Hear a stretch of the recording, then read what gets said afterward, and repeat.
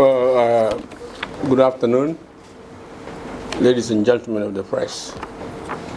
And let me follow with the appreciation of my colleague for you coming to attend this press conference at short notice on a weekend.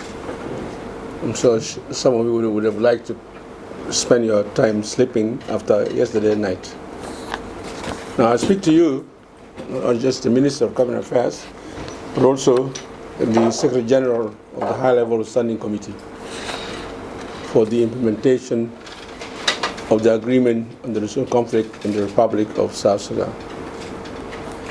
And I'm giving you the statement is on strategic response of the revitalized transitional government of national unity to the Nasser incident and how to reinvigorate the implementation of the revitalized agreement on the recent conflict in the Republic of South Sudan. And the incident, of course, was the 4th of March, and that was in Nasser, in Unity State. I want you to take patience as I read this carefully in my maybe slower speed than usual, because I want us to get it right. The preamble. Tensions among the South Sudan People's Liberation Defense Forces, the SPLM-IO forces, and the White Army in Nasser have been long-standing. In February 2025, these tensions escalated drastically. On the 3rd of March, the Presidency convened an extended meeting to address the worsening situation in Nasser. During this meeting, it was confirmed that Dr. Riek Machar was in communication with key figures in the area. And these key figures include Paramount Chief, youth leaders, the SPLM-IO commanders, and others on the ground. They assured the former Chief of Defense Forces, that was Santino Deng, that the White Army will lift the siege on our forces in Nasser, go back to their homes and Luaks, and that the SSPDF forces who granted access to Nasser and relieve the seized troops and allow them to leave Nasser for Malakal. Despite these assurances, on the 4th of March 2025, the White Army launched a brutal attack, resulting in the death of over 400 SSPDF personnel, including their commander, General David Majur Dak. These tragic incidents triggered a political crisis and posed a serious threat to the implementation of the agreement on the recent conflict in the Republic of South Sudan. Riek has since been placed under house arrest, with other SPLM-IO leaders also detained pending investigations into their possible involvement in the incident. What is the background to the Nasser conflict? The Nuer ethnic group, one of the largest in South Sudan, played a significant and crucial role in the liberation of the country. This community occupies counties divided into 4 sub-sections. The Jikal Nuer are in Nasser, in Ulang, Mayendit, Nungachuk, all in Upper Nile, Low Nuer in Akobo, in Yirol, in Uror, in Jonglei State, Pagak, Nuer in Lik in Pagak, Gawar in Ayod in Jungle State, in Bentiu, Nuer in Bul in Mayom, Yikeng in Gwit, Tok in Ler, Yong in Panyajar, Hok in Mayandit, Yakai in Kwach, and Lik in Rubkona counties. Out of these counties, 9 of them are considered hostile to the government, primarily aligned with the SPLM-IO. These include Nasser, Ulang, Akobo, Nirol, Uror, Pangak, Ayud, and Rukona. Leaders from these areas hold influential political and military positions and maintain deep ties with this community leadership, including youth, women, and spiritual leaders. The 7 remaining counties are deemed to be friendly to the government, including Mayandi, Maywood, and Ngochuk, as well as Gwit, Lair, Panyajar, Mayandit, Koch, and Mayam counties in the states. What is the conflict timeline and escalation timeline? The SPLM-IO political crisis in December 2023, led by Dr. Riek Machar, formed the SPLM-IO rebel movement to fight the government of the Republic of South Sudan, causing death of innocent civilians and displacement of thousands of the people of South Sudan and destabilizing the country. In 2015, under regional and international pressure, the parties signed the agreement on resolution of conflict in the Republic of South Sudan. However, violence resumed in 2016. A new deal, the revitalized Government of National Unity, was signed in September 2018, forming the revised agreement, the revitalized Transitional Government of National Unity. The agreement on the resolution conflict in the South Sudan mandated that all parties surrender their forces to the government to form the unified national structure and relinquish administrative control of territories so that they are divided equitably between the parties to the agreement. The SPLM-IO, however, resisted government presence in areas such as Nasser, Ulang, and others that we may not need to mention now.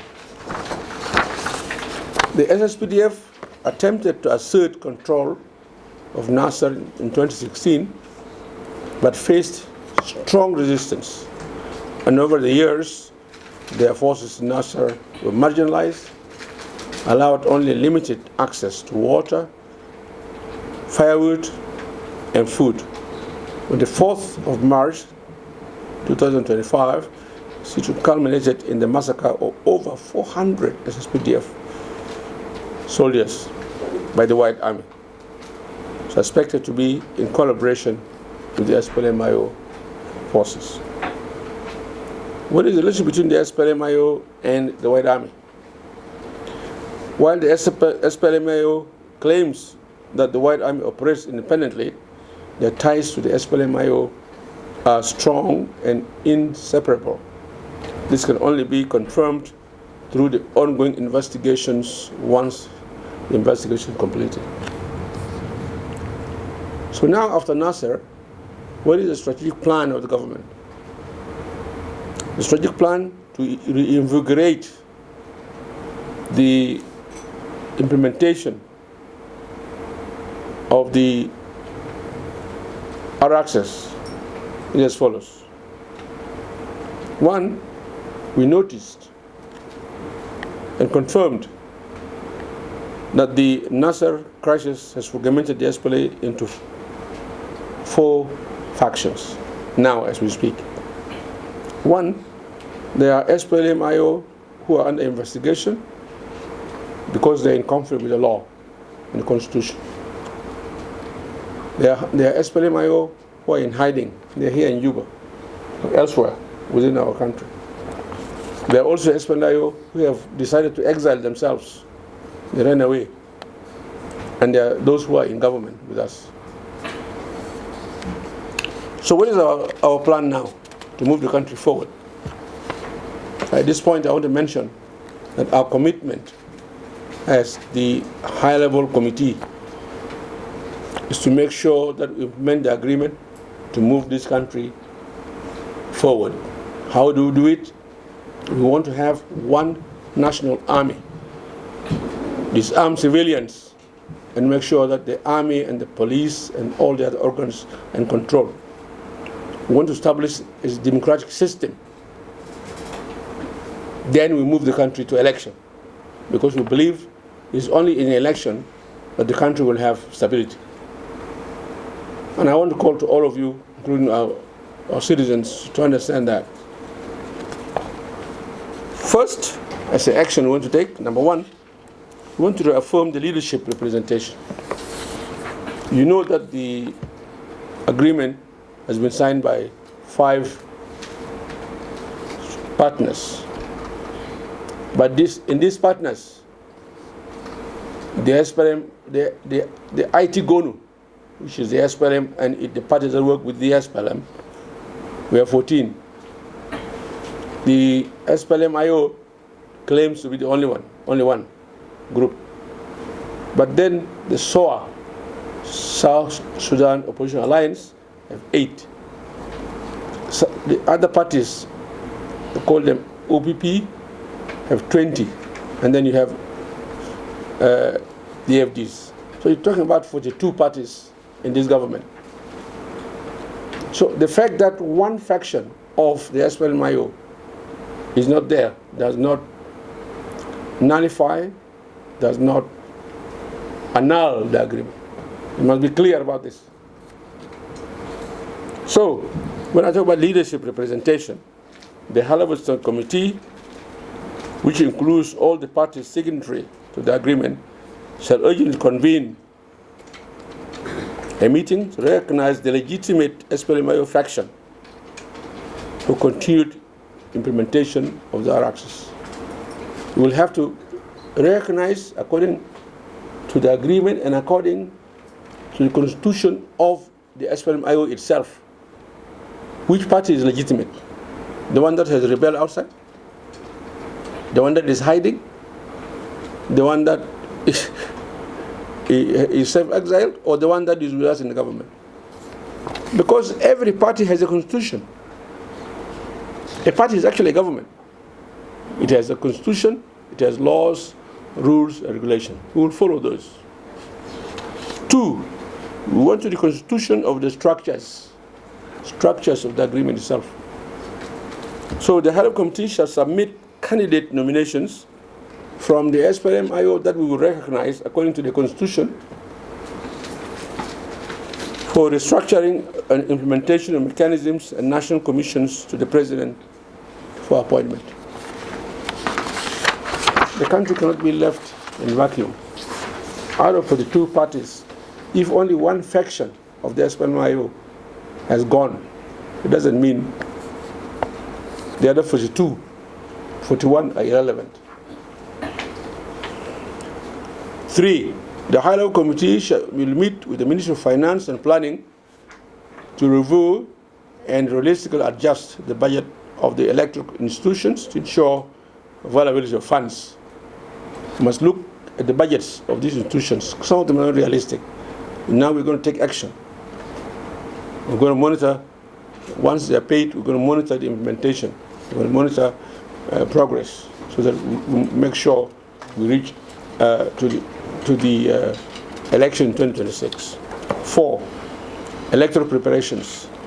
The High-Level Committee will coordinate with electoral bodies and the National Transitional Committee to develop a new, realistic schedule for implementing the ongoing and the pending provisions and holding credible elections 2026. 5, Security Sector reform. We will engage with National Transitional Committee to expedite forces unification and integration into a cohesive national army and national other security organs.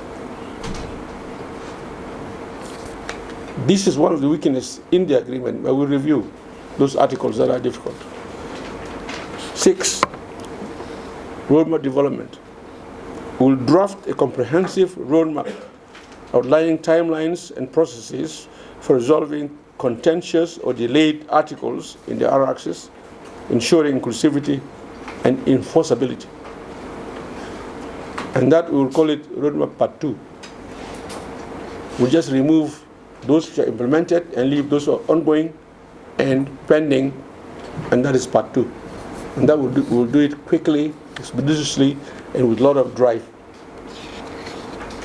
7, security alert and diplomatic appeal. And this is very important. The Government of the Republic of South Sudan has received credible intelligence concerning a former officer of the SPLM-IO who defected and engaged in combat operations alongside the Rapid Support Force of Sudan in Eastern Sudan. It has come to our attention that the said officer is currently in Western Barghazal and is reportedly planning to travel to Western Equatoria State to establish contact with Futuyo Karaba, the former governor, previously dismissed for corruption and other activities. 7.2, this development is of serious concern to us as a government, as a country, that with mobilization of dissident elements and potential formation of rogue alliances threaten to undermine national security of the country, destabilize peace efforts, and compromise regional stability. 7.3, the government of South Sudan, therefore, urges strongly neighboring states, neighboring countries, particularly those with sensitive and porous borders, not to provide sanctuary, logistical support, political support to such groups or movements that aim to disrupt peace and security in the Republic of South Sudan, because the impact will be wider than that. It will affect the whole region.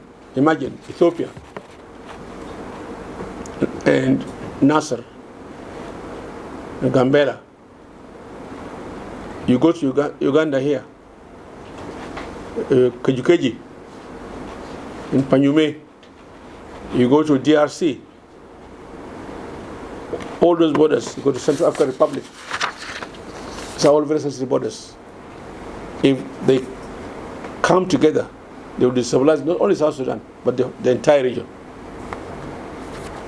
7.4, we also appeal to the international community, to IGAD, and African Union, and other development partners to closely monitor these developments, work collaboratively with our security and development institutions, and lend renewed support to the ongoing implementation of the revitalized agreement. Finally, in conclusion, 8.1, the Nasser incident represents a grave setback to the peace process and a stark reminder of the fragility of the revitalized agreement on the resource conflict in the Republic of South Sudan, and the massacre of SSPDF personnel by the One Army, and the unresolved affiliations between the armed community groups and political movements reveal critical gaps in trust, security sector reform, and political coherence. 8.2, however, this tragedy must serve as a turning point, a catalyst for the urgent and decisive action. The government, in collaboration with the regional and international partners, must reassert its leadership in driving the peace process forward through renewed dialogue, international reform, institutional reform, and a unified national effort. 8.3, the implementation of our axis cannot be held hostage. We cannot hold implementing this agreement hostage by division within a party or the persistence of parallel armed forces. A unified political will, reinforced by credible mechanisms, accountability, and inclusive governance is essential. Only through our unity, transparency, and accountability can the transitional period be completed and the country is set firmly on the path towards peace and credible elections 2076. Finally, the way forward demands courage, demands clarity and commitment from leadership, from institutions, or from you, the people of South Sudan. Thank you.